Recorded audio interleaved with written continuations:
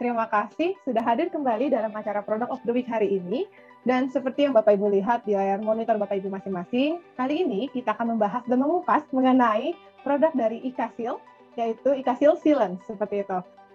Baik, untuk itu kita mulai saja diskusi kita hari ini di sesi Product of the Week. Dan kita mengundang Ika di sini untuk sharing, dan seperti biasa di Product of the Week kita juga kehadiran profesional reviewer dan kita kehadiran Pak Satria Ramadan di sini. Selamat siang Pak Satria. Hai, selamat siang Pak Bayu, Bu Liza. Selamat siang Pak Satria. Terima kasih Pak Satria sudah membantu kita. Selamat siang Bu Vera. Belum dipanggil saya Pak Satria. Oke. Baik, sekali lagi terima kasih Pak Satria sudah membantu kita menjadi profesional reviewer di Product of the Week kita kali ini Pak, gitu.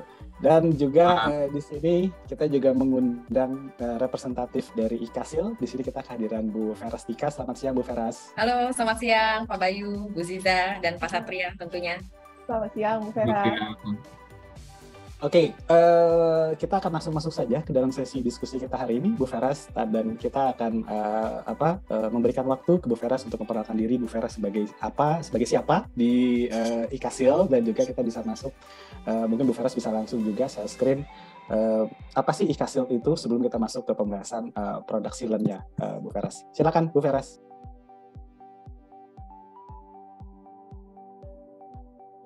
Oke, terima kasih di sini Pak Bayu dan Bu Ziza sebagai Katalog Pro yang tentunya sebagai platform digital ya Pak ya, media yang menyelenggarakan acara ini.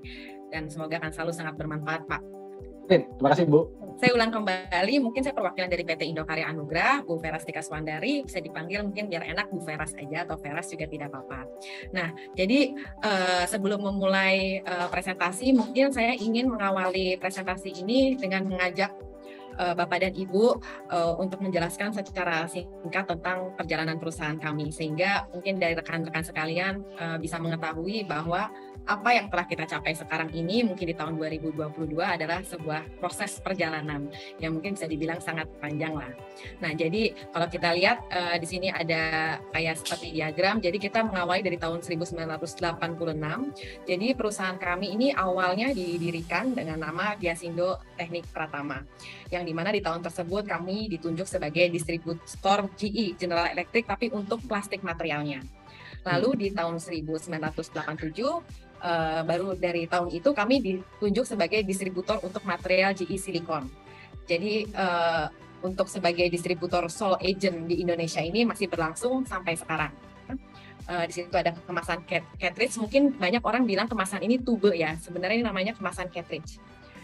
Di mana pada saat itu lahirlah brand dengan nama Glazing. Di situ kita memasarkan glazing baik netral maupun asam. Lalu baru di tahun 2000 ini lahirnya perusahaan kita PT Indokarya Anugrah yang kita kenal sampai sekarang. Nah, di sini masih berlanjut slide untuk perkenalan perusahaan kita. Jadi kalau untuk di tahun 2005 ini kita mendirikan pabrik di mana pada saat itu masih bernama IKA Cirarap Sealant Center. Jadi kita memiliki luas tanah sekitar 4 hektar lah dengan luas bangunan sekitar 2,1 hektar. Dan kemudian di tahun 2007 ini kita mengembangkan bisnis kita dengan berinvestasi di mesin repack. Jadi awalnya kita hanya ada di repack kemasan cartridge. Kemudian di tahun ini kita sudah mulai memiliki alat repacking automatic sealant itu kemasan sosis. Jadi ada 2 bentuk kemasan nih, sosis dan cartridge. Jadi kalau melihat dari mesin yang kita punya, kita bisa mempunyai kapasitas repack itu mungkin sekitar 1 kontainer per hari. Wow. Cukup. Berarti selain isi dari sealantnya sendiri, packagingnya juga bikin sendiri ya Bu Veras ya? Untuk kemasan cartridge, nah kita kalau bicara packaging nih Pak, kita lihat di tahun 2011. Jadi 2011 kita akhirnya membuat packaging sendiri yang kemasan cartridge itu. Jadi selain isinya, kita juga buat kemasannya K-Class. Kita dengan brand K-Class pun kita sudah melakukan ekspor untuk kemasan cartridge. Dan di tahun yang sama, di sini ada produk namanya MS. Jadi kita bekerja sama dengan Kaneka Jepang. Jadi ini merupakan produk MS pertama di Indonesia, the first lah. Dan akhirnya di tahun 2015 ini kita mendirikan untuk pabrik itu dengan perusahaan namanya Indochem Cipta Mandiri. Jadi Indochem Cipta Mandiri atau ICM itu satu grup dengan IKA. di mana di tahun itu merupakan produksi batch pertama untuk silen lokal, baik itu berbahan silikon maupun akrilik. Kurang lebih seperti itulah, dan kalau kita lihat sampai sekarang ini mungkin kapasitas produksi kita baik dalam, kalau kita masukkan ke dalam kemasan tubuh atau cartridge itu mungkin mencapai 150.000 cartridge atau setara dengan 3 kontainer. Oh, wow, menarik ya Bu. Ini pasti teman-teman akan tanya masalah yang akan banyak ditanyakan, tapi nanti pasti akan terjawab Bu Feras. Iya, betul. Biasanya pertanyaannya berapa persen Bu kandungan lokal? Nanti akan dijawab ya Bu ya. Akan masuk di tataran ya Bu ya. Sedikit bersabar kali ya. Oke, silakan lanjutkan Bu Feras. Ini garis besar aja. Jadi sebenarnya kalau kita lihat secara market, kita ada 3 market nih, project, retail, dan specialty. Specialty itu seperti industri. Nah, kalau di katalog pro mungkin kita lebih mengkerucut lebih ke brand-brand untuk project. Biasanya kita menggunakan brand IKASIL. Makanya di katalog pro ini kita mendaftar untuk brand IKASIL. Sementara kalau retail ada brand-brand seperti Glazing. Mungkin kalau kita lihat di market retail Pak, di toko-toko ada 100, misalnya ada 100 merek retail, mungkin 60-80 bahkan sampai merek itu mungkin berasal dari kita Pak. Jadi kita ada private brand. Jadi secara retail mungkin kita coverage-nya sudah cukup lumayan baik lah, lumayan luas lah. Kurang lebih ini market kita, mungkin kita akan mengkerucut ke market project. Nah, kalau kita bicara market project, mungkin istilahnya construction sealant, makanya kita sebut IKASIL construction sealant. Different sealant serve different application.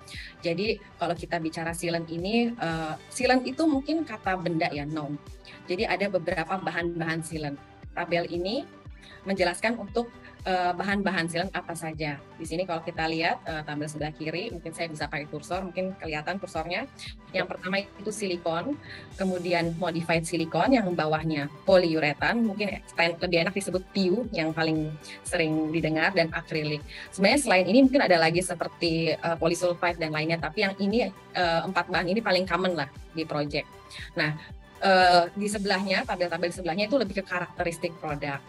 Jadi kalau Bapak di sini konsultan, Bapak Ibu konsultan pengen cari bahan sealant yang memiliki durabilitas eksterior, biasanya kalau kita bicara eksterior mungkin ke weather ya, baik itu UV, hujan, itu yang paling bagus secara performance adalah silikon, karena bahan silikon itu merupakan bahan, termasuk bahan yang tidak larut terhadap air. Kalau dilihat dari base-nya, mungkin baik silikon, modified silikon, polyuretan sama-sama oil base. Sementara kalau dari segi kekuatan, strength di sini mungkin lebih maksudnya bahwa sealant itu bisa sebagai adhesif. Jadi mungkin kayak lem ya, bahasa paling gampangnya, jadi structural grade. Umumnya itu kalau secara bahan silikon yang mempunyai structural grade. Dan secara warranty mungkin ini berkaitan dengan kemampuan terhadap UV resistant. Jadi setidaknya di sini silikon at least biasanya 10 tahun, modified silikon dan polyuretan biasanya masing-masing ada 8 tahun, 5 tahun. Ini rata-rata, biasanya rata-rata industri. Nah, cuman silikon ini juga punya kekurangan karena dia itu tidak paintable.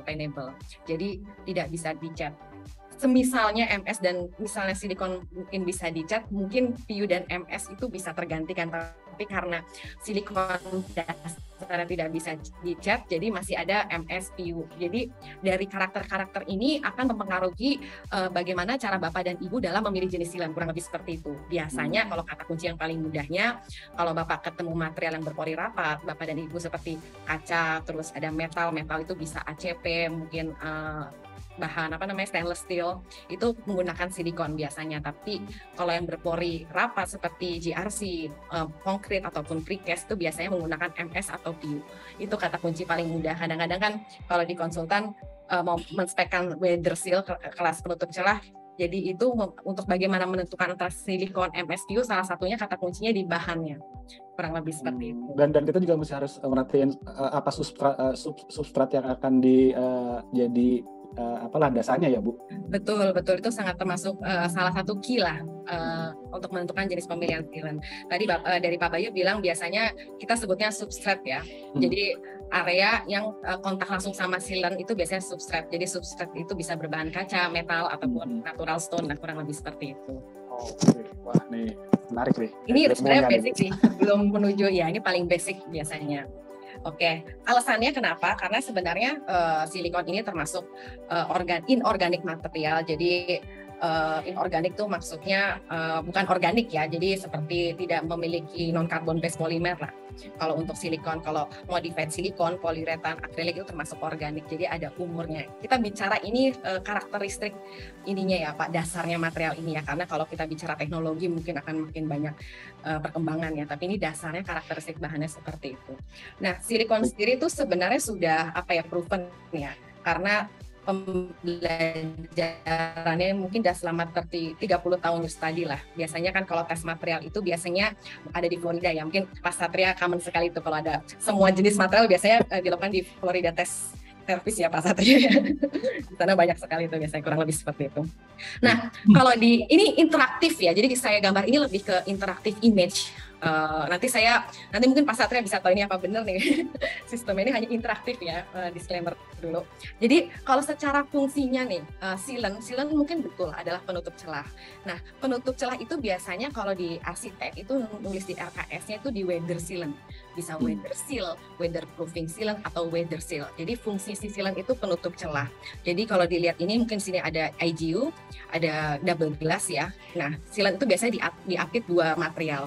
Jadi fungsi dia itu mengakomodir pergerakan dua material substrate ini. Sementara kalau structural sealant itu biasanya fungsinya mungkin seperti bonding ya, jadi kayak adhesif untuk memegang, menghold si media substrate ini, kurang lebih seperti itu. Jadi ada dua. Karena terus terang di market project masih sedikit rancu istilah structural. Jadi mereka pikir kalau structural sealant itu yang construction grade banget lah.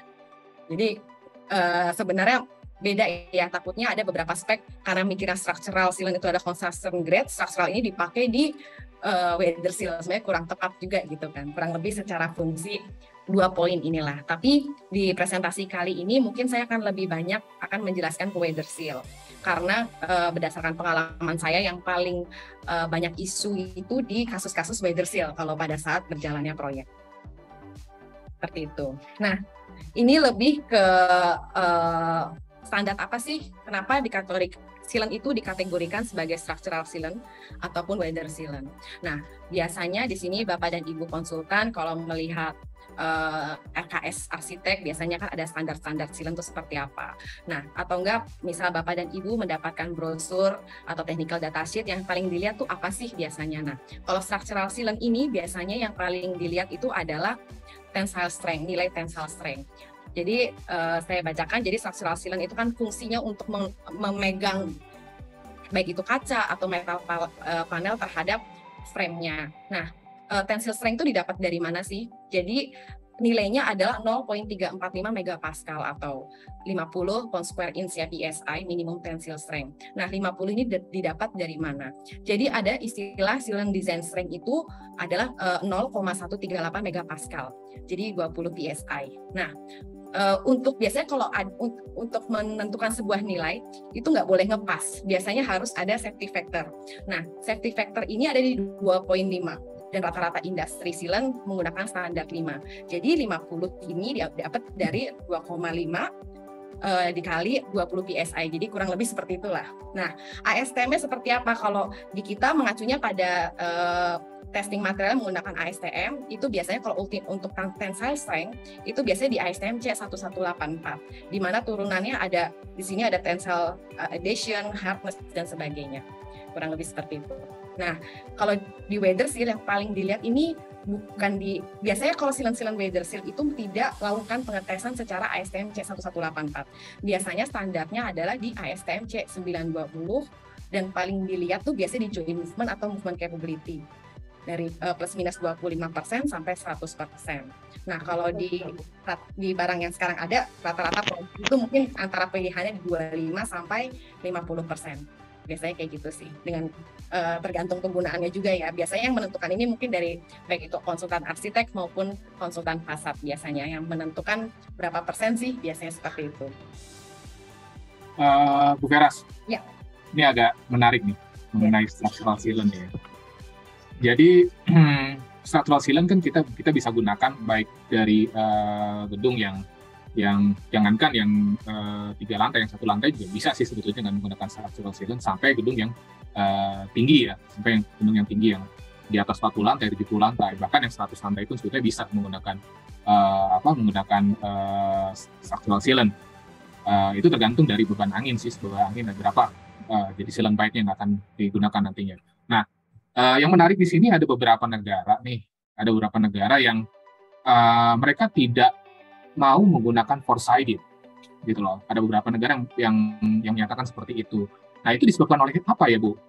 Sedangkan kita tahu bahwa si structural seal itu bisa setidaknya menahan beban kaca dan ditambah plus beban lateral di situnya. Oke, thank you Pak Satria. Sebenarnya disinilah beruntungnya kita ada Pak Satria bisa saling sharing ya Pak ya. Terus terang saya pernah mendengar tapi tidak terlalu clear ya mengenai masalah structural sealant terhadap four-sided system. Karena kalau kita lihat secara sistem four-sided di mana struktural mungkin 4 sisi ya, betul ya Pak ya. Tapi posisinya kaca itu kan berarti di hold-nya only karena si structural sealant.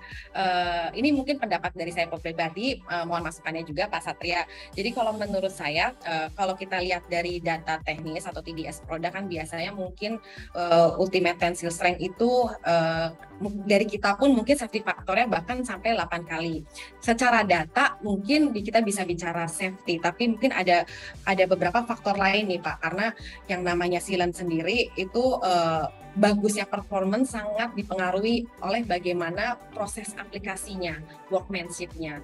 Jadi ada faktor X yang ibaratnya menjadi resiko kalau misalnya hanya building four-sided itu, terutama apalagi kalau kaca-kacanya pakai yang sangat tebal, sangat berat sekali, karena kan kaca itu bebannya berat sekali. Atau enggak kalau fasadnya itu ada stooping atau kemiringan. Jadi mungkin ada alasan karena safety mungkin ya Pak, karena ya again dari workmanship dan sebagainya. Jadi mungkin bagaimana nih kalau dilihat dari pengalaman Pak Satria Pak? Kalau dari pengalaman saya, yang pertama itu yang mesti dilihat itu ada beberapa faktor. Memang terutama faktor dari workmanship ya. Yang pertama faktor workmanship di mana ketika proses assembly, ketika proses glazing ya. Nah, itu ketika tekanan dari si sealant-nya tidak memenuhi sesuai dengan yang kita inginkan, sehingga akan terjadi ruang-ruang kosong di situ. Sehingga ketika ruang-ruang kosong itu ketika dia terjadi pergeseran, nah itulah yang akan menjadi kelemahan satu di situ. Yang keduanya dari surface yang akan kita aplikasikan sealant itu. Contoh misalkan ketika pada aluminium ketika posisi dari glass pipe-nya itu permukaannya tidak bersih, terutama terdapat misalkan minyak ataupun terdapat ketika di extrusion itu biasanya terdapat coating yang masuk ke situ, sehingga akhirnya si adhesion dari si structural sealant itu tidak maksimum seperti itu. Dan nah itu kebanyakannya. Dan kemudian mungkin ada di beberapa negara juga yang mereka menyatakan nggak bisa nih, harus menggunakan two-sided. Ya itu mungkin diantaranya salah satunya itu. Terus yang kedua ada pun beberapa negara pun hanya menyatakan bahwa four-sided oke dengan ketika posisi fasadnya itu lurus vertikal. Nah, ketika sloping, nah itu harus menggunakan mechanical fixing sebagai tahanan tambahan seperti itu. Iya, betul sekali Pak. Saya juga pengen menanggapi, karena kalau kita bicara structural kan sebenarnya adhesifnya itu ya memang betul frame-nya aluminium, tapi again aluminium punya finishing, sukanya kan gitu ya Pak. Powder coating, berarti kan sebenarnya adhesif si sealant structural itu nempelnya sebenarnya kan di powdernya. Bagaimana kelekatan si powder itu terhadap mungkin aluminiumnya, atau enggak mungkin menggunakan kaca yang menggunakan coating luar, mungkin ada kali ya, saya kurang paham kalau di kaca ya, berarti kan dia nempelnya di coatingnya. Mungkin ada beberapa faktor daripada resiko, mungkin akhirnya ada regulasi. Itu sudah dijadikan regulasi ya Pak Satria ya? Untuk di Indonesia belum, tapi kita Pravi sedang teman-teman Pravi sedang mengkompos ya aturan seperti itu. Cuma secara ini di Indonesia belum ada, tapi di beberapa negara di Asia Tenggara itu sudah memiliki aturannya, menggunakan aturan itu seperti itu. Oke, thank you. Ini diskusi yang menarik sebenarnya Pak ya. Mungkin kita bisa ke slide selanjutnya Pak Satria. Ya, silakan. Ya. Oke, jadi tadi selain yang struktural ini ada structural, ada weather seal, mungkin ada poin tambahan biasanya ini yang paling common karena isu masalah non-staining, noda pada fasad. Kalau kita lihat di slide mungkin dibagi dua nih yang namanya noda. Yang pertama striking. Jadi biasanya striking isu ini seringnya terhadap material-material substrate media yang tidak berpori. Jadi kotornya itu ada di luar material lah. Paling gampang seperti itu pada ACP contohnya kelihatan ya. Lalu pada kaca. Nah, sementara kalau staining itu lebih ke nodanya itu menyerap ke dalam si pori itu. Biasanya kurang lebih perbedaannya. Ya mungkin kalau maintenance building selama noda di fasadnya tidak terlalu lama masih bisa dibersihkan kalau pada kaca ataupun ACP. Namun kalau misalnya pada batu alam itu bisa dibilang yang namanya oil dari silen menyerap itu udah susah dibersihkan lah. Makanya biasanya terutama di konsultan sangat aware terhadap non-staining sealant itu mengacunya kalau berdasarkan tes material biasanya dari ASTM C1248 yaitu standar test method for staining of porous substrate. Jadi tesnya itu lebih karena porous substrate. Ya kurang lebih seperti itulah. Ini biasanya termasuk kategori dari konsultan yang kalau untuk area weather seal terutama apabila desainnya batu alam ataupun ACP paling sering menggunakan sealant pengennya kategori non-stain. Ya. Ini cuma interaktif aja lagi, jadi ini menggambarkan di mana sih posisi-posisi kalau weather seal itu dipakai biasanya di glass cladding atau curtain wall, biasanya di situ ada yang bagian luar ya, itu biasanya ada weather seal sealant, kemudian di ACP cladding, ini baik ACP atau metal sheet, itu juga menggunakan joint sealant, kemudian di perimeter opening, ini sama, biasanya kalau di perimeter glass ini untuk opening kusen biasanya entah itu menggunakan spek gasket ya, atau enggak menggunakan sealant. Lalu gambar terakhir itu biasanya di material-material yang berporos seperti natural stone atau enggak yang di bawahnya seperti konkrit. Itulah kurang lebih lokasi-lokasi sealant. Ada juga mungkin kalau di construction ada juga di area dilatasi. Kurang lebih seperti itu. Nah, setelah ini yang tadi saya jelaskan itu lebih ke teori umum lah, termasuk yang umum untuk biar Bapak dan Ibu bisa melihat secara gambaran umum lah, jadi bisa melihat secara jelas mengenai sealant. Nah, kalau di slide selanjutnya ini lebih ke secara brand kita, yaitu Ikasil Construction Sealant. Nah, kalau untuk structural sealant ini tadi saya kan sudah membahas mengenai structural sealant mengenai safety factor. Jadi untuk Ikasil kita ada dua kemasan. Kalau kita lihat dari kemasannya, yang di atas itu bentuknya itu drum mungkin sekitar 250 kilo dan di bawahnya itu ember. Jadi kita bilang ini biasanya secara packaging kita bilang kit. Jadi sebuah two part lah, dua bagian two part.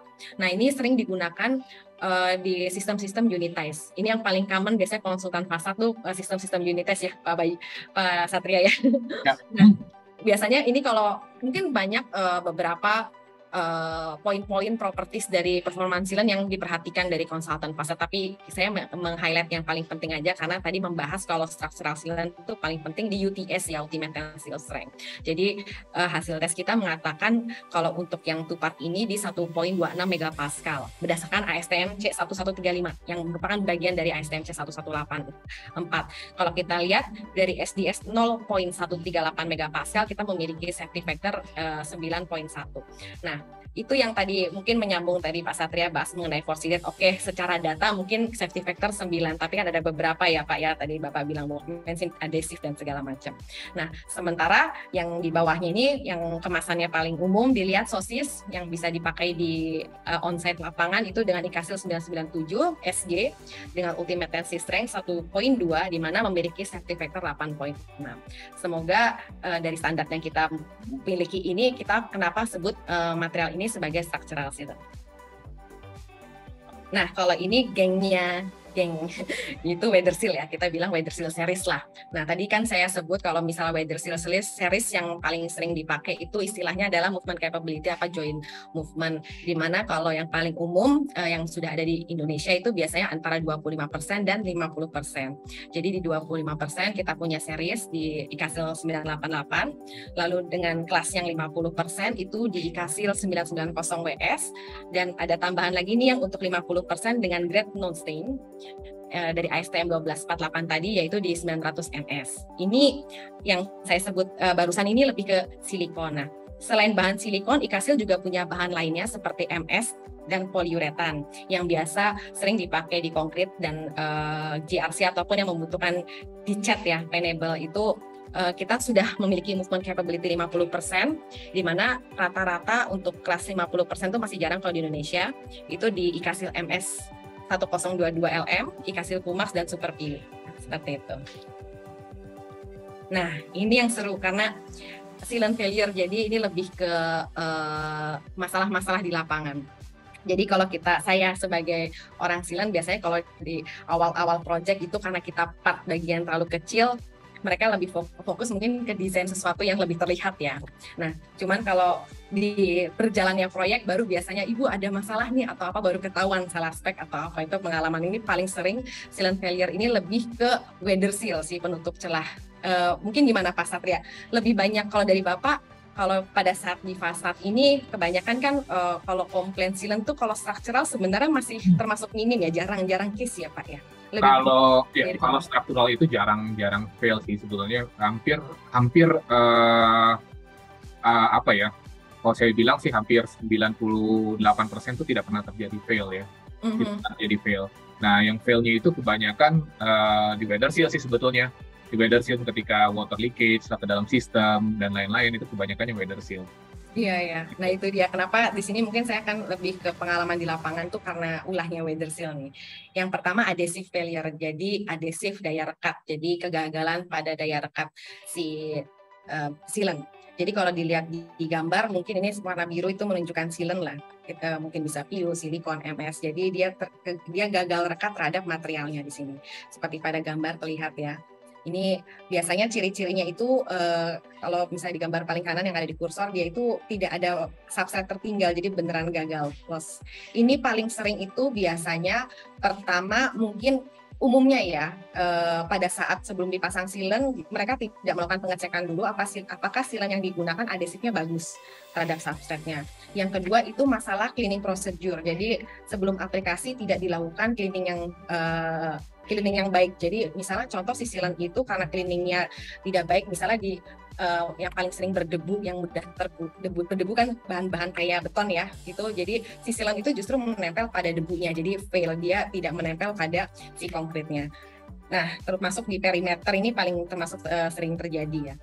Lalu permasalahan kedua kohesif, jadi kegagalan karena ikatan si sealant ini sendiri, atau bisa dibilang paling gampang sobek tengah lah atau retak tengah. Kalau pada gambar yang warna biru ini, jadi sobeknya berada di tengah. Ini mungkin lebih banyak beberapa faktor penyebab ya. Salah satunya mungkin dalam pemilihan spesifikasi sealant lebih ke movement capability. Jadi yang namanya fasad ini kan sebenarnya ada pergerakan ya. Mungkin detailnya bisa Pak Satria, jadi ibaratnya dia ada pergerakan di mana pergerakannya itu melebihi dari spesifikasi sealant yang digunakan. Contohnya menggunakan sealant 25%, sementara pergerakannya itu lebih dari 25% itu bisa sobek tengah.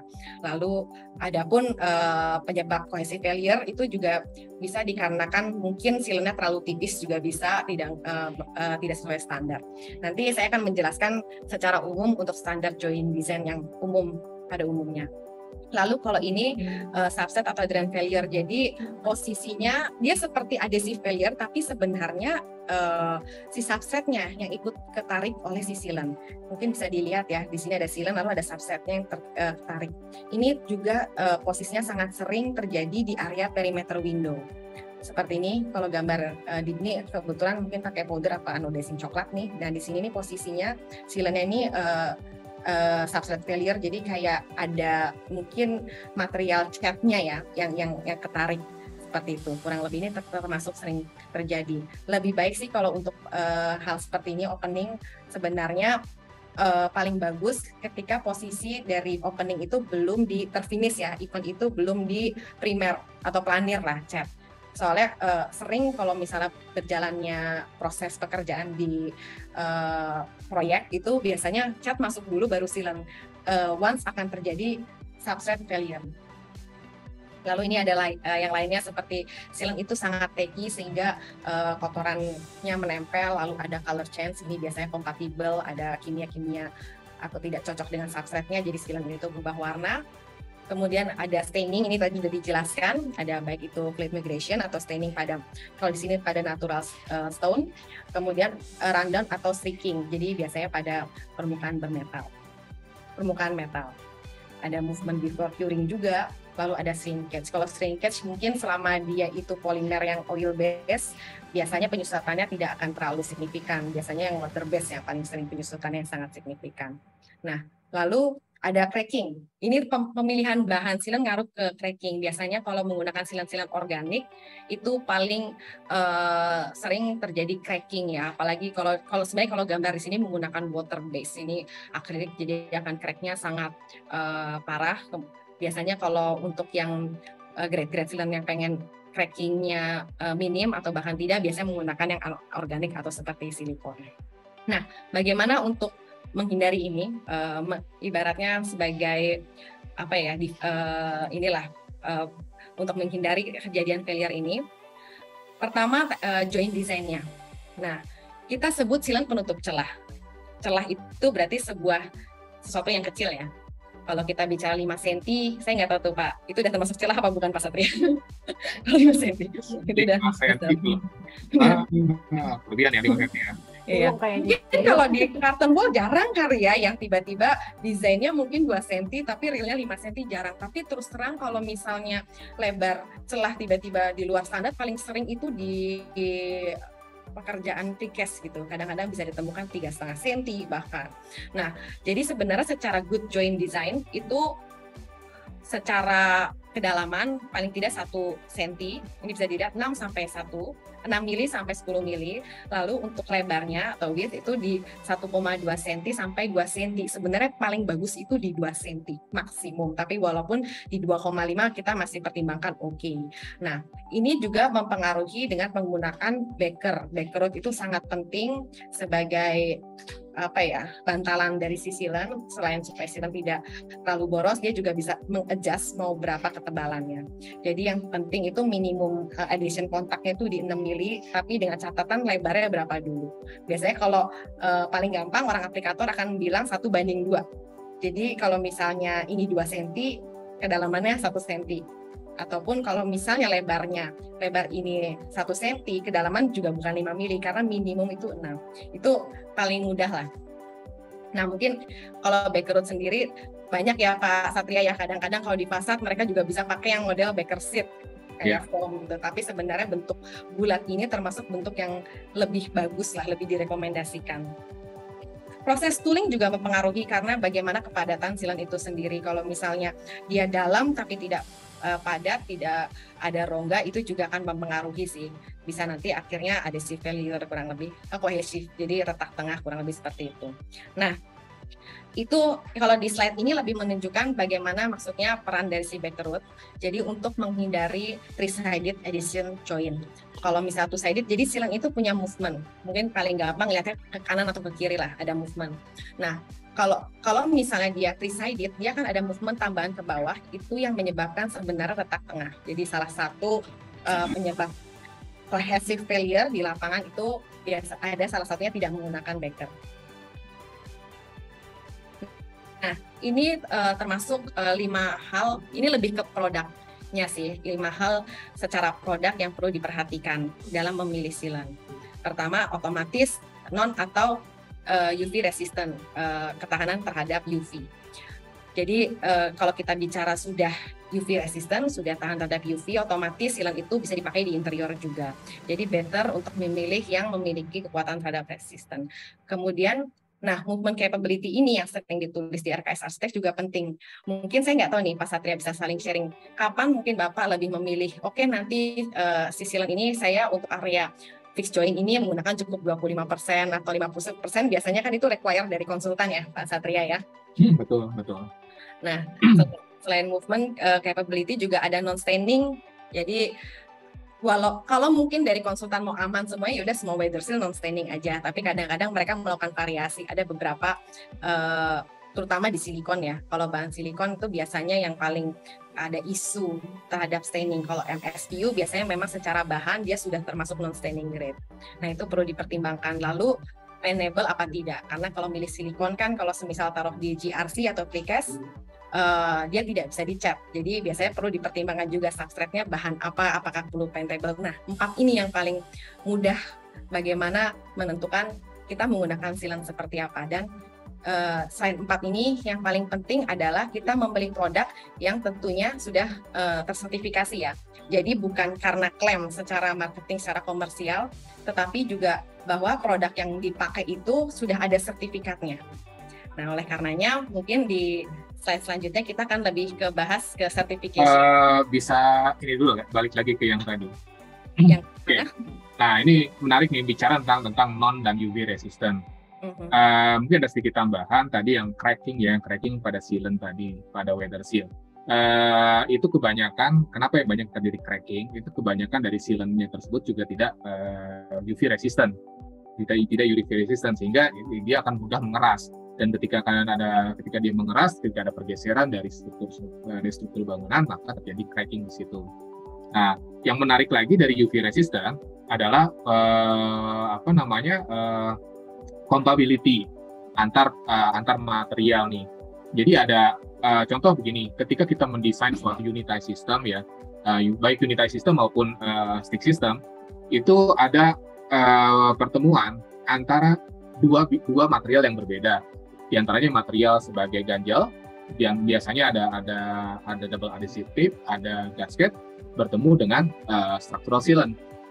Nah, di situ saya mau nanya juga nih sama Bu Feras, gimana nih? Ibu merekomendasikan mana nih? Si sealant-nya itu bertemu dengan gasket yang EPDM, rubber, atau Santoprene? Oke. Wah, ini sangat detail sekali. Karena ini akan ini dengan compatibility dari material tersebut. Oke. Jadi mungkin sebelum membahas mengenai kompatibel, memang sebelum project itu baiknya apalagi sealant termasuk chemical di mana akan bereaksi terhadap kimia lainnya ya Pak ya.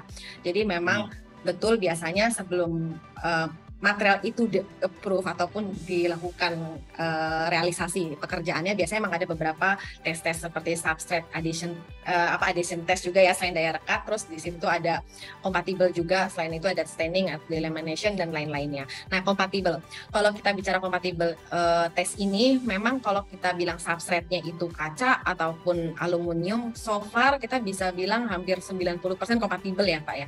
Si silikon itu terhadap material tersebut. Ini mungkin lebih ke sistem curtain wall yang ketemunya metal sama kaca. Nah, cuman permasalahannya yang paling lebih sering kasusnya tidak kompatibel itu memang betul tadi Bapak ada sebut masalah gasket, EPDM ataupun Santoprene ya Pak ya.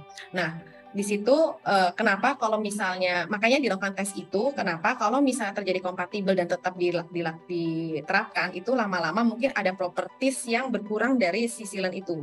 Jadi akan ada resiko, apalagi kalau itu fungsinya sebagai structural.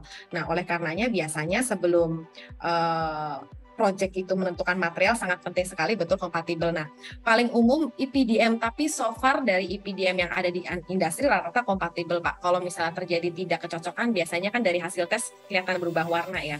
Tapi mungkin soalnya gini Pak, kalau kita bicara EPDM ataupun gasket, mereka kan juga termasuk materialnya awalnya dari kimia basis juga ya Pak ya. Mungkin dari mereka juga, saya tidak tahu, mungkin Pak Satria bisa masukannya, apakah mereka juga melakukan kompatibel terhadap sealant juga, biasanya kan kayak gitu ya Pak ya.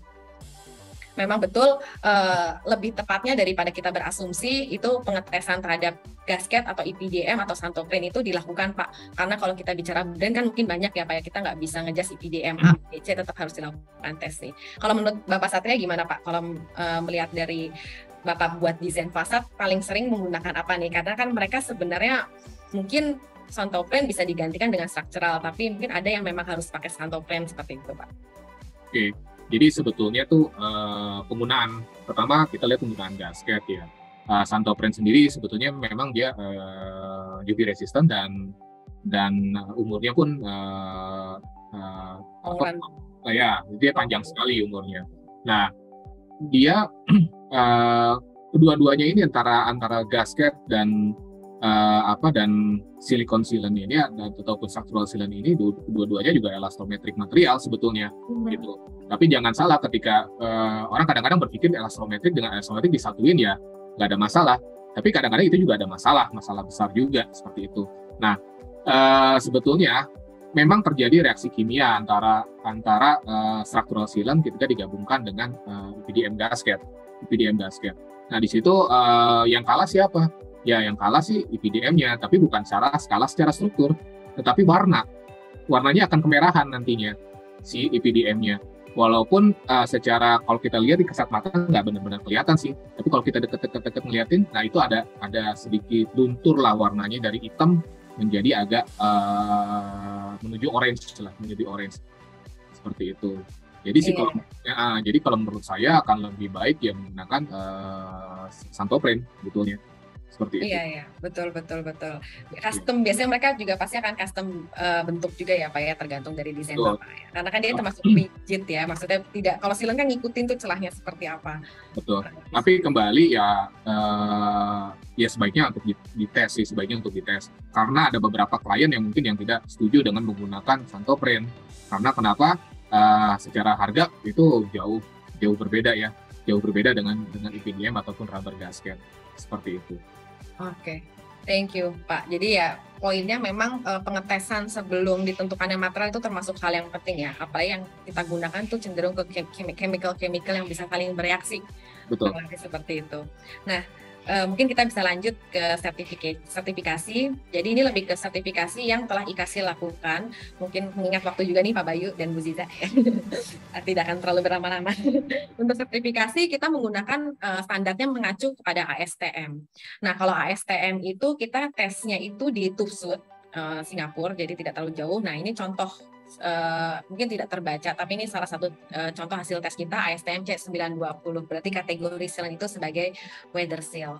Lalu kemudian juga ada Nelson test juga dari Amerika. Lalu tes yang kedua, nah ini bukan tes yang kedua, ini masih ke TÜVSUD, jadi ini salah satu produk kita IKASIL 900 NS di joint movement ya, capability, bahwa kalau yang dilingkari ini bahwa si silen tersebut ketika melakukan tes untuk kelas 50 atau joint movement 50% tidak loss inbound, dalam arti berarti kategori silen IKASIL ini secara kita memasarkannya bisa diklaim sebagai joint movement 50%. Jadi itu biasanya kita menentukan produk-produk kita mau itu 25-50% itu pasti karena berdasarkan hasil tes.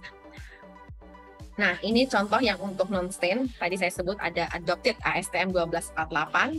Itu untuk standar test method for staining of porous substrate by joint sealant. Jadi ini juga hasil tesnya. Jadi kalau kita mengatakan bahwa produk misalnya contoh IKASIL 900 NS itu non-stain, itu juga karena berdasarkan hasil tes.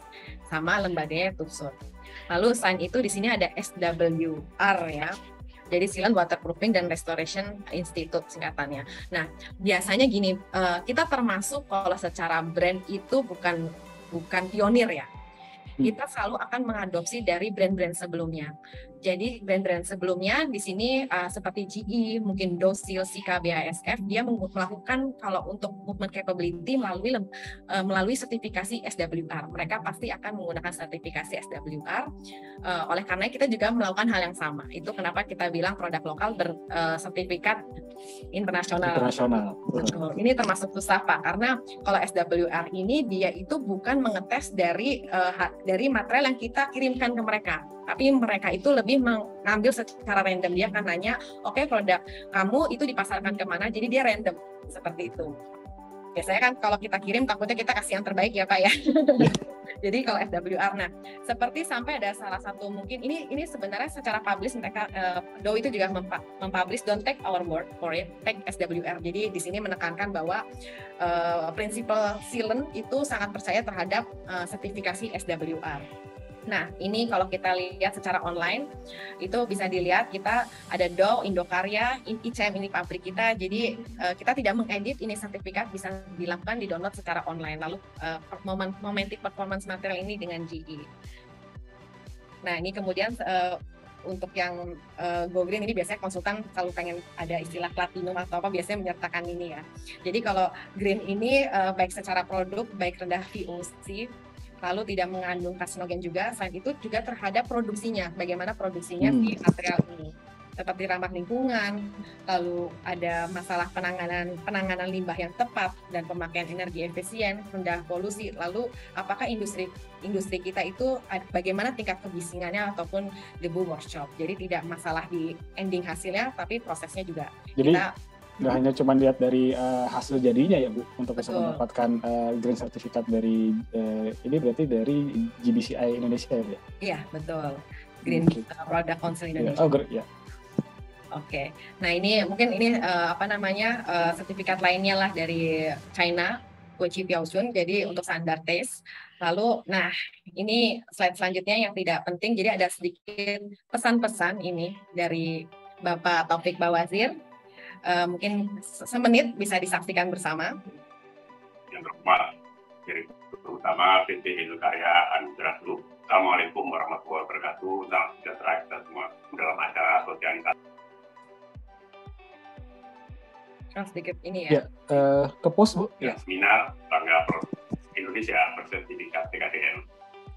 Pada tahun 2018, Presiden menerbitkan keputusan Presiden nomor 24 tahun 2018 tentang Tim Nasional P3DN, bahwa Presiden menargetkan untuk membeli produk dalam negeri dan UMKM sebesar 400 triliun pada tahun 2022.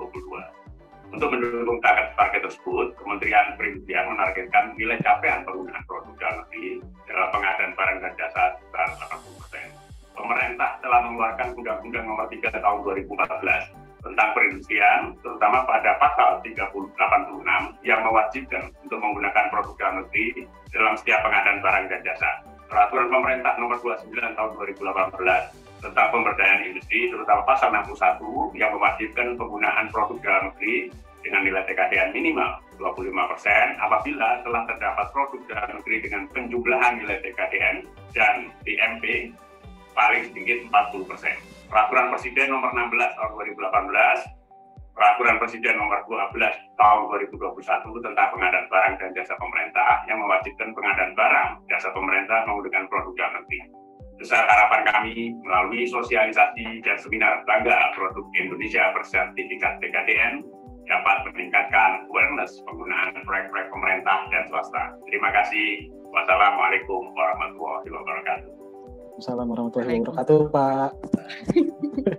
Oke, berarti ini kalau ada pertanyaan tentang sertifikasi TKDN sebetulnya sudah terjawab ya, Bu ya. Oh, ya, cuman memang mungkin di slide selanjutnya ada penjelasan, Bu, berapa persennya sih kandungan yang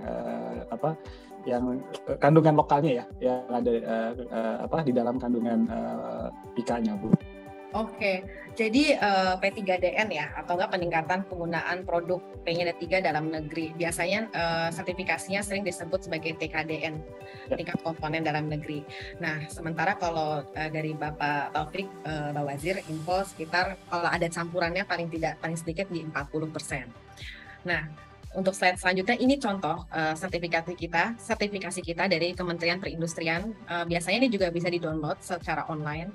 Jadi berikut saat ini salah satu ada beberapa brand sih di sini kalau dilihat dari lampiran. Jadi rata-rata brand kita sebenarnya sudah memasuki standarisasi yang ditetapkan yaitu di minimum 40%.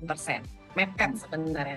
Karena kalau kita bicara silikon sealant ataupun sealant MSPU, nggak semua dari hulu dari hilir kita bisa dapat material itu dari Indonesia ya, seperti ya, tetap kita pasti ada menggunakan material dari luar, tapi berapa persennya? Biasanya itu kumulatif. Selain material itu sendiri, biasanya ada nilai-nilai lainnya seperti berapa tenaga kerja ataupun alat yang digunakan, apakah menggunakan alat yang produksi lokal apa tidak. Jadi itu kan dikumpulin tuh seperti itu. Ini kurang lebih. Jadi mungkin kita termasuk atau enggak sampai saat ini menjadi salah satu perusahaan silikon, kita masih menjadi produsen silikon pertama dan juga produsen silikon pertama sealant, bukan silikon saja, lokal pertama di Indonesia yang punya sertifikat TKDN juga. Kurang lebih seperti itu, sehingga ya tetap kita juga pasti butuh dukungan daripada para konsultan juga ya. Semoga bisa mengconsider produk-produk yang menggunakan komponen dalam negeri lah, seperti itu. Berarti karena memang TKDN ini tuh tidak hanya berpengaruh di proyek-proyek pemerintahan ya, Bu ya. Kadang-kadang proyek-proyek swasta juga sudah mulai menanyakan sertifikasi TKDN-nya sendiri, seperti itu ya, Bu? Betul. Sebenarnya memang common sekarang lebih sering itu masih dimulai dari government. Tapi ya kita berharap semoga swasta pun sudah melakukan salah satu menjadi requirement ya. Kalau di government rata-rata mereka sudah merupakan jadi sebuah poin salah satu spesifikasi. Syarat lah ya. Iya. Nah, Pak Satria ada tambahan, Pak? Belum ya? Oke, baik, silakan Bu, kita lanjutkan, Bu. Oke, why IKASIL ini sebenarnya umum lah. Kenapa harus IKASIL sih? Kita pertama sudah 35 tahun Indokarya, tadi saya sudah jelaskan di awal perjalanan kita, experience di Silent Division, walaupun mungkin kita mulai produksinya sekitar tahun 2000-an, tapi untuk di dunia industri silent itu kita udah 35 tahun. Terus yang kedua, kita first manufaktur untuk silikon MS silent di Indonesia, dan tentunya juga certified produk. Jadi apa yang kita klaim spesifikasinya mungkin di katalog Pro itu, saya ketik itu berdasarkan hasil tes metode. Terima kasih Bu Feras. Ya, jadi bukan kita reka-reka ya. Kemudian juga produksi dalam negeri, supply. Nah, tadi kan saya sebut bahwa kapasitas produksi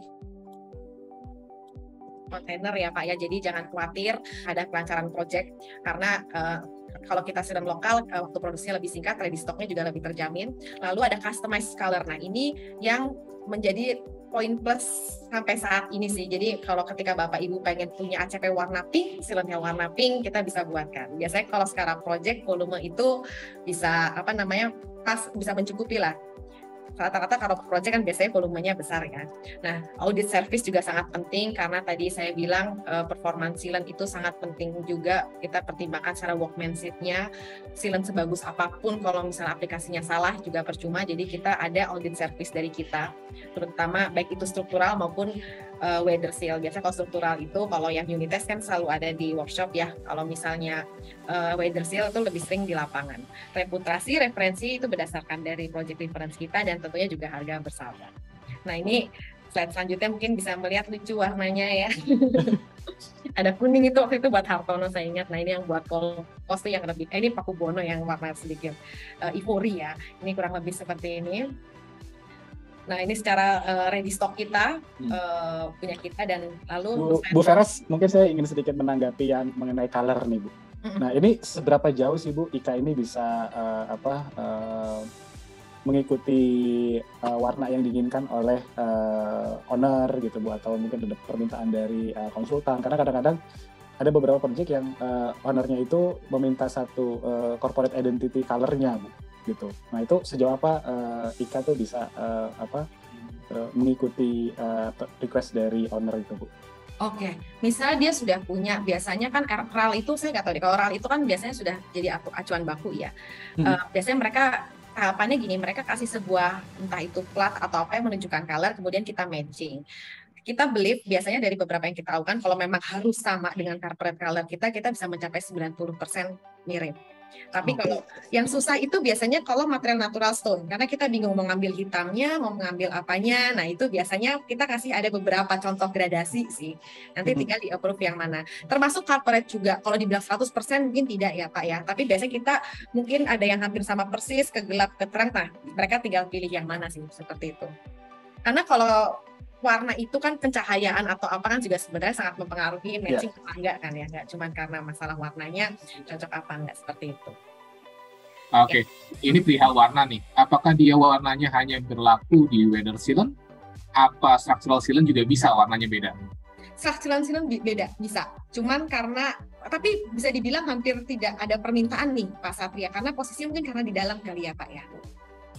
Karena ada juga permintaan. Ada beberapa proyek pun saya minta warnanya disamakan. Oh, ada ya. Nah, kalaupun disamakan, mereka itu walaupun akhirnya again ke hitam lagi, tapi lebih ke arah ngikutin aluminiumnya kayak light gray turunan seperti itu sih. Tapi memang jarang. Terus terang kalau struktural mereka ngotot untuk custom color kita belum Pak. Rata-rata di weather seal karena yang paling terlihat. Oke. Tapi boleh kalau misalnya Pak Satria punya project mau coba warna lain kan Pak. Nah, jadi saya ingin menyambung pertanyaan Pak Satria nih Bu. Nah, warna-warna itu kan biasanya sudah ada existing color gitu yang sudah tersedia di IKA. Tapi kalau misalnya tadi ada yang saya mau mengikuti corporate color gitu. Nah, itu ada ketentuan dan syarat tertentu nggak sih Bu dari IKA gitu? Harus sekian meter persegi atau memang sebetulnya yang existing color yang sudah dipunya oleh IKA ataupun yang istilahnya custom gitu ya, itu sebenarnya sama aja Bu. Oke, Jadi gini, kita menentukan minimum produksi itu berdasarkan kita istilah produksi itu biasanya dalam satuan batch ya. Jadi batch itu dalam satuan 4 drum lah paling tidak. Kalau secara kemasan 1 drum itu sekitar 300 anggap aja kayak gitu. Jadi kalau misal sekali produksi 300 sosis kali 4 1.200 sosis itu yang kita jadi acuan dalam hal minimum untuk custom color, minimum volume. Tapi kalau kita bicara 1.200 rata-rata project itu cover di angka 1.200 sosis. Itu termasuk yang tidak terlalu banyak sih kalau kita bicara project besar ya. Kurang lebih seperti itu. Itu secara Nah, terus durasinya dari matching color mungkin sekitar seminggu 2 minggu. Seminggu lah kalau matching color sebenarnya tidak terlalu lama. Beda halnya kalau misalnya dari pihak konsultan mungkin pengen warna lain tapi dia menggunakan brand impor, biasanya mereka akan kendala di delivery time-nya. Kita mungkin paling tidak kita 2 minggu kita bisa jadi, sementara kalau impor itu kan mungkin tergantung dari negara originnya ya Pak ya, dari country originnya biasanya kan bisa mencapai 2 bulan atau 4 bulan. Kalau kita mungkin dalam waktu 2 minggu 3 minggu sudah bisa. Seperti itu. Sebenarnya yang bikin lama itu bukan di produksi kitanya, arsiteknya galau untuk approval matchingnya itu sih. Karena kita kan saat produksi harus dari full color ya. Seperti itu. Oh ya, ini terlepas dari color ya, Ini kadang-kadang ada kasus-kasus seperti ini nih, pertemuan-pertemuan nih di gedung-gedung atau biasanya di apartemen ya, ketemu antara precast dengan aluminium atau GRC dengan aluminium. Nah, produk sealant apa sih yang lebih prefer untuk digunakan di area tersebut? Oke. Mungkin contoh sistemnya seperti perimeter window wall seperti itu ya, yang ibaratnya dua substrate-nya beda. Bukan kayak kaca ketemu kaca, metal ketemu kaca. Nah, mungkin sebelum kita bicara produk, lebih kita pilih apa sih bahan yang tepat gitu kan, nanti kan baru ke merek gitu ya Pak ya. Jadi kalau menurut saya, itu galau nih, biasanya orang mikir saya pakai silikon atau pakai PU ya, karena kalau silikon bagus nih nempel sama profil kusennya, tapi kalau di precast itu kan bisa pakai PU. Nah, biasanya gini Pak, kalau kita bicara goalnya ke durabilitas, itu biasanya mereka akan mengacu ke silikon. Dengan catatan biasanya karena area perimeter itu biasanya tidak dicat. Sebenarnya kan cat itu tuh merupakan kayak kalau di kulit kita kayak sunblock ya. Jadi PU itu umurnya bisa lebih panjang ataupun MS karena dia dicat. Tapi kalau dia bare, telanjang, sebenarnya saya prefer menggunakan bahan silikon. Walaupun ada isu kalau silikon itu tidak melekat lebih bagus terhadap konkrit. Biasanya seperti itu ya Pak ya. Di kondisi-kondisi berdebu, dusty, berporos, PU lebih bagus. Itu yang membuat orang jadi kadang-kadang menggunakan PU juga gitu loh. Nah, untuk masalah posisi dusty atau apa itu lebih ke bagaimana pre-treatment sebelum aplikasi. Jadi kalau untuk area opening itu better otomatis dia belum terfinish cat apapun, jadi konkret, masih ibaratnya masih bare. Lalu yang kedua juga dust itu bisa digunakan menggunakan sikat atau pastikan kalau itu tidak ada debu. Mungkin sometimes solvent itu bisa apabila terlalu debu itu mungkin bisa digunakan. Walaupun lebih baik tidak, solvent seperti silen, toluen, IPA, dan segala macam. Jadi pre-treatment itu kalau menggunakan silikon sebenarnya supposed to be tidak masalah.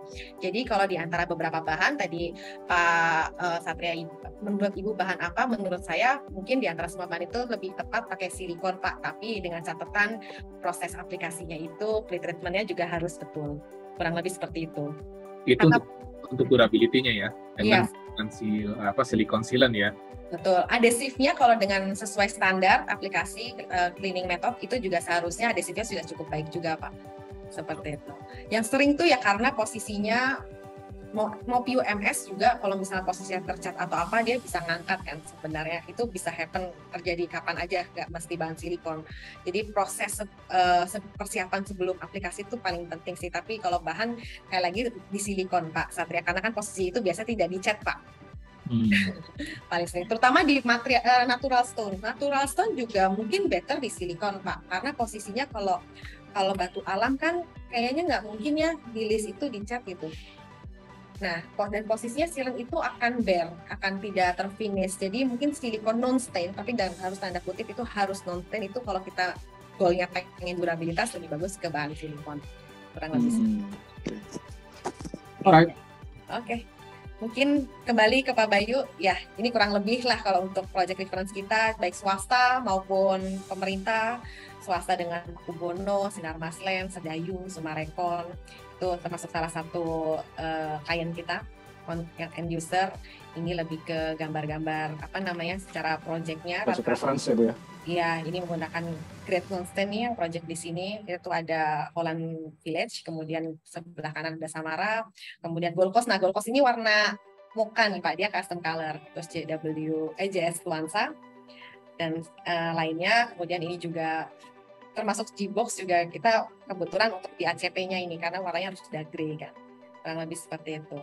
Thank you Pak, mungkin saya kembalikan ke Pak Bayu dan Bu Ziza. Oke, terima kasih Bu Feras atas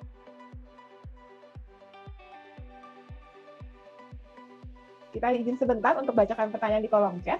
Dan di sini pertanyaan pertama, di sini dari Pak Kurnia Eko Asmoro. Beliau di sini ada banyak pertanyaan nih untuk Bu Feras, Bu. Yang pertama, beliau bertanya mengenai TKDN dari IKA. Sudah berapa persen? Tadi kan sudah dijawab ya, Bu ya. Dan serta di proyek kita pakai IKA atau JE, Bu, GE. Atau kalau untuk curtain wall 4-sided dengan silikon sealant struktur apa, dan bila tower 43 lantai, seperti itu Bu. Sebentar, saya coba kembali. Kita yang jawab pertama dulu ya. Pertama dulu gitu. Tadi yang TKDN sebetulnya sudah tercapai Bu ya. Tadi ya, persentasi nilai TKDN-nya sudah lebih dari 40 ya Bu. Iya betul, lebih dari 40%. Kemudian yang untuk pertanyaan berikutnya dari Pak Kurnia, untuk curtain wall 4-sided dengan silikon sealant struktur apa Bu? Apabila towernya 43 lantai. Mungkin ini umumnya ya, biasanya kalau curtain wall 4-sided, sebenarnya sih kalau secara berdasarkan technical datasheet, baik kita ada 2 tipe secara umum untuk struktural, dan itu secara tipe kita baik 99SG ataupun 997 dibedakannya berdasarkan kemasannya. Jadi tergantung nih dari Bapak secara desainnya yang 4-sided curtain wall 40 lantai, Bapak menggunakan sistemnya itu curtain wall stick system atau unitized system.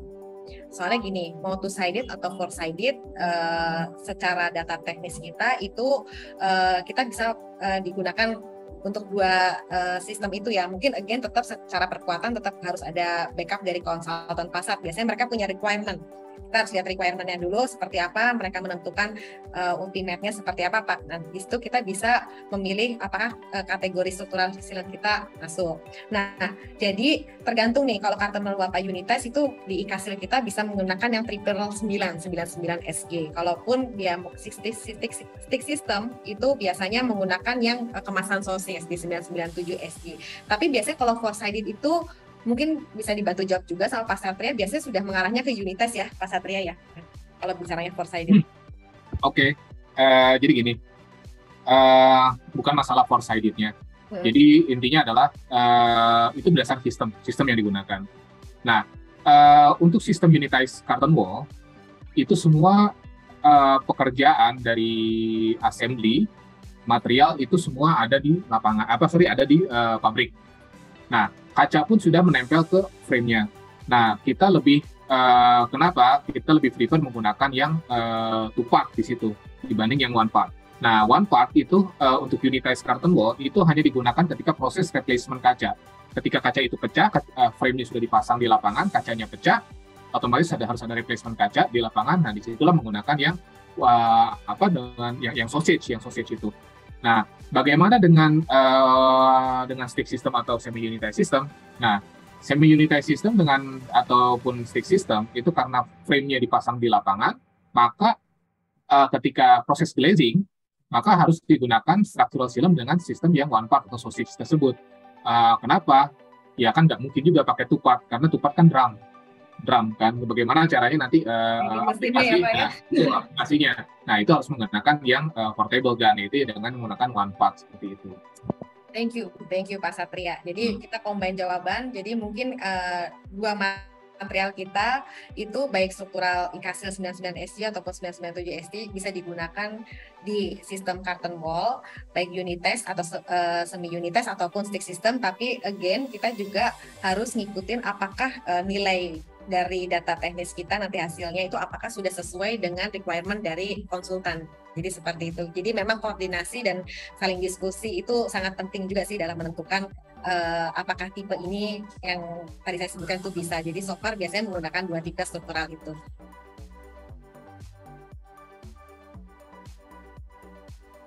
Halaman pertama yang akan kita temukan adalah halaman by news. Jadi halaman by news ini adalah halaman seperti newsfeed kalau kita ada di Facebook atau ada di LinkedIn gitu ya. Jadi di sini kita bisa melihat informasi-informasi mengenai teman-teman brand yang sudah mempunyai halaman di Katalog Pro, juga mungkin asosiasi-asosiasi yang sudah mempunyai halaman di Katalog Pro, dan intinya halaman ini adalah halaman newsfeed dari sebuah digital Katalog Pro yang dimana isinya adalah informasi terupdate. Tidak hanya dari teman-teman brand yang sudah punya halaman di Katalog Pro, tapi kategori lain, mungkin teman-teman asosiasi dan teman-teman konsultan yang sudah mempunyai halaman di Katalog Pro. Fungsi dari Katalog Pro adalah sebuah platform digital di mana teman-teman atau Bapak Ibu sekalian bisa mendapatkan informasi data teknis tentang produk-produk material building. Nah, contoh misalnya di sini kita ingin mencari kategori produk sipil gitu ya. Nah, di sini sudah ada berbagai macam subkategorinya. Contoh kita ingin masuk ke kategori siren. Nah, di sini sudah ada berbagai macam brand siren yang bisa kita pilih gitu.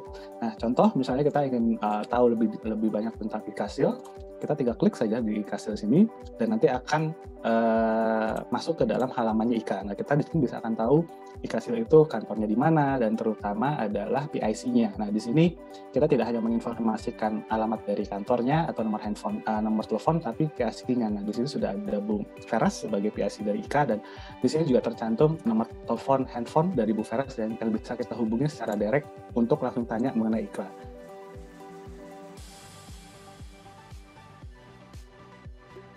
GoPro. Wah, terima kasih. Terima kasih. Sekali lagi terima kasih saya ucapkan kepada Bu Feras yang sudah memberikan update mengenai produk dari ikasil, dan terima kasih juga kepada Pak Satria atas waktunya dan kesempatannya. Terima kasih Pak, jangan bosan-bosan ya Pak. Siap.